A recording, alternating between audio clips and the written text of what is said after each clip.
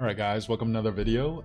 So this one is going to be kind of like a primer for some of the content I'm going to be releasing over the next month or two. So if you guys have noticed, I haven't been making as many videos. Part of it is just in real life, there's a lot of stuff that's requiring mental focus, and then like when you have certain things you're focusing on, it's just harder to like have the, for lack of better word, creativity to come up with other stuff. Like I actually have time, but it's when like almost like all the all the RAM is directed towards one thing, right? It's hard to start coming up with other thing. The other reason why I haven't been making as many videos is just because a lot of the videos I wanted to make I ended up making, right? So when I first started YouTube, some of the things I know I wanted to do was I don't want to make videos that everyone else is making. If someone has made a video on a topic and they cover something that I was going to say anyways, like I'm just not going to talk about it, right? And sometimes I get very, very specific, right? Like, for example, I cover what I think for archers. Should you invest in the leadership boots or the gloves? That's very, very specific. To even like more general things, like why do I think kingdoms die? Like all that stuff. So this is something that I had this idea a few weeks ago, but I just been very busy in real life. And then also starting a new kingdom and then being way, way more involved in leadership. It's like drinking from a fire hose, right? There's a lot of things when it goes into working together with a team to start, and then like the different aspects of a kingdom that I'm learning so much every single day. And honestly, there's not a lot of videos out there in ROK about kingdom building, and you'll probably actually start seeing more and more of those videos.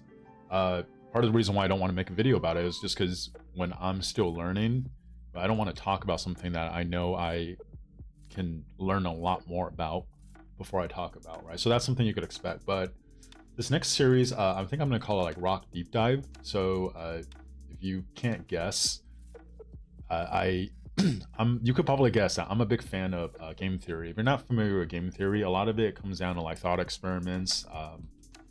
So for example, if you follow sports, right? I like to use sports references. A lot of times, what's the best move to make if you pretend that you're the opposing coach or the opposing fan base? What is the thing that you would least like to see that the team that you're playing against do, right? So for example, in football, right, American football, there's a quarterback. That's the supposedly the most important position on the team, and then there's like a starter who's like a veteran. There's like a very, very high upside, maybe like a rookie or younger backup, right? And then the backup quarterback is always like the favorite, the most popular player on the team, right? If you were on the other team and that team is playing against you, would you rather see the low upside veteran or the high upside but also higher risk backup, right? Whichever one you would rather not see is probably, whichever one that the opposing fan base would rather not see is probably the move you should make, right? So that, for example, is a thought experiment. Something else is like expected value, right? So for example, in basketball, if you take a full court shot, right, like basically you just take a full court shot like a Hail Mary, hope it goes in, right? If it's at the end of the game and you're down 2, the expected value is going to be a lot higher than if it's like in the middle of the second quarter and the score is like 30-30 or something, right? It's the same full court shot, but the context when you take it, all that stuff matters. Now, if you translate that to ROK, so for example, maxing the wheel, right? So I'll break down the game into like early, mid, and late game. I think it's pretty easy to define that now. So early game is pre KVK1, KVK1, and KVK2, right? Once you could get into KVK3, you have access to all the end game commanders. KVK3 and 4, I'll call them mid game because you in KVK3 have access to end game commanders. KVK4, you get introduced to Crystal Tech, but you're actually still in your own continent playing just against your continent and not outside of that, right? Whereas when you get to the late game, KVK5 and beyond, now everything's open. You could play against the top kingdoms in the game. You could play against kingdoms that are like 4 years older than you. I'll call that late game, right? When you're investing for gold heads, right?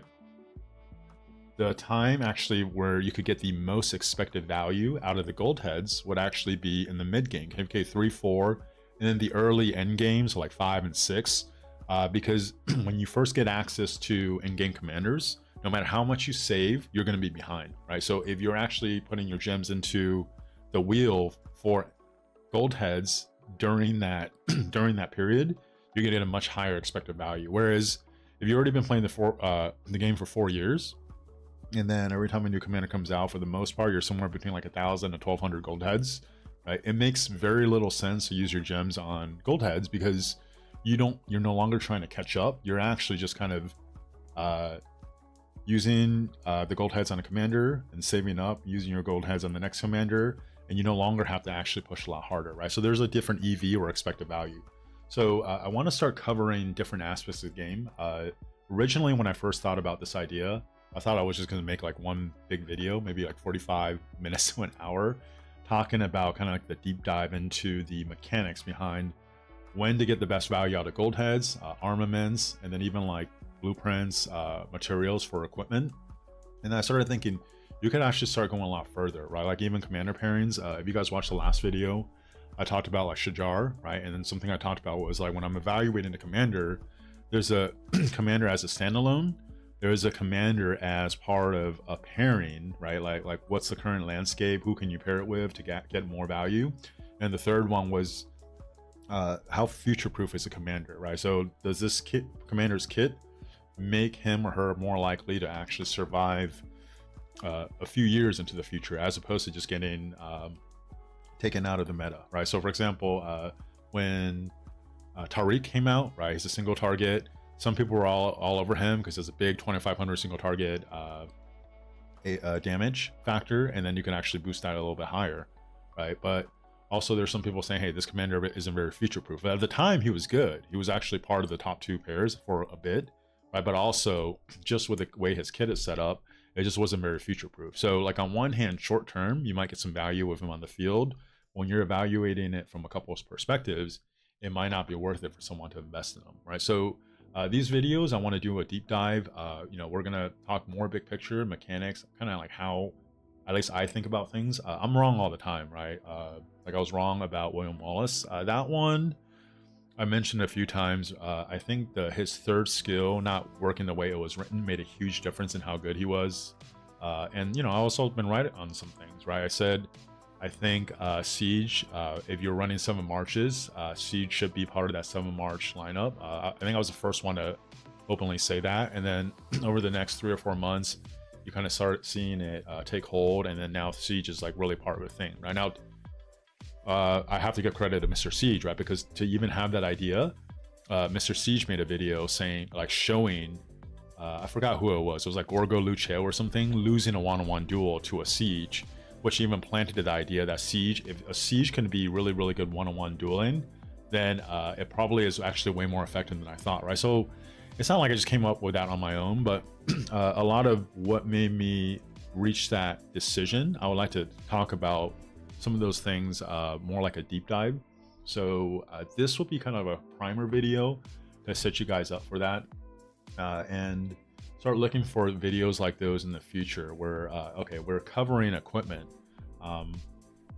We start talking about not just, oh, if this is the path you want to craft them, but like the idea of for example, like early game, right? Like if you watch say like a end game video, they'll tell you, hey, you want to craft the Hope Cloak, right? But that's actually not going to be a really good idea in the early game, because in the early game usually not even all your commanders have slots or equipment in their slots, right? Whereas like the EV, right, expected value of or material per stat gain, you actually get the most from gray equipment, right? And then green, then blue, then purple, then eventually legendary.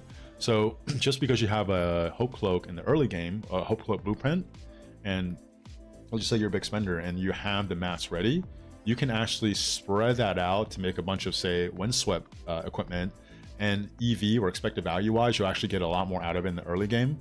Once all your commanders have equipment in a slot, then you could actually start upgrading, say, to the next slot, right? But another way to think about it, for every one Hope Cloak, you can actually craft 4 epic chests, right? Like you're literally getting so much more value out of 4 epic chests in the early game than a Hope Cloak, even though everyone knows in the end game for infantry you want a Hope Cloak, right? So we'll start breaking stuff down like that.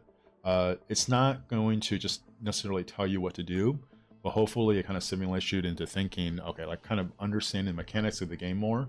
So then when things change in the future, you can actually make that decision for yourself, right? And whenever I make these videos, it's only relevant for the current landscape or the meta until the meta changes, right? So like one final example for that, when Armaments first came out, you couldn't re-roll, right? So let's go to Armaments right here, right? Whatever you got was just whatever you got, right? So when Armaments first came out, if you can't re-roll, right, you actually wanted to prioritize triple stats over the inscription, right? Because Robust, one of the best regular inscription now, you get 3.5% health, right? But let's just say you got a 222, which is, you know, it looks good, it's mid, right? But that's actually 6% of stats, right? And if you were choosing between the two, triple stats, for the most part, was going to be more valuable than inscriptions, right? But once they introduce the ability to reroll, and only if you have an inscription,